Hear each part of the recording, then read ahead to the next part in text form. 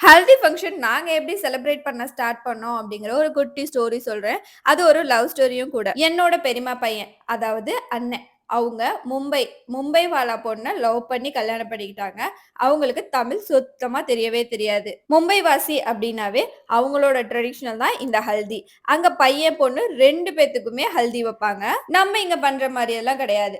மஞ்சள்ல விளக்கெண்ணெய தடவி கொழ கொழன்னு அப்பி விடுவாங்களாம். அவங்க ரொம்ப ட்ரெடிஷனலா ஃபாலோ பண்ணுவாங்க.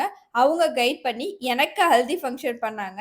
என் தங்கச்சிக்கு அவங்க மேரேஜுக்கு பிஃபோர் 1 டே தான் வராங்க அப்படிங்கிறதுனால, அதனால நாங்களே ஹல்திய விமர்சையா செலிப்ரேட் பண்ணோம். எல்லா அரேஞ்ச்மென்ட்டும் பண்ணி, சேம் கலர் ட்ரெஸ் போட்டு, தண்ணி ஊத்தி மஞ்சள் நீராட்டு விழா மாதிரியே செலிப்ரேட் பண்ணோம். நாங்க தண்ணி ஊத்தி விளையாடும்போதே தங்கச்சிக்கு போட்டிருந்த எல்லா மஞ்சளுமே போயிருச்சு. பட் அவங்க ஹல்தி பண்ணும்போது 3 டூ 4 டேஸ் ஆவது அவங்களோட மஞ்சள் இருக்குமாம். ஏன்னா விளக்கெண்ணெயில தடவி போடுறதுனால.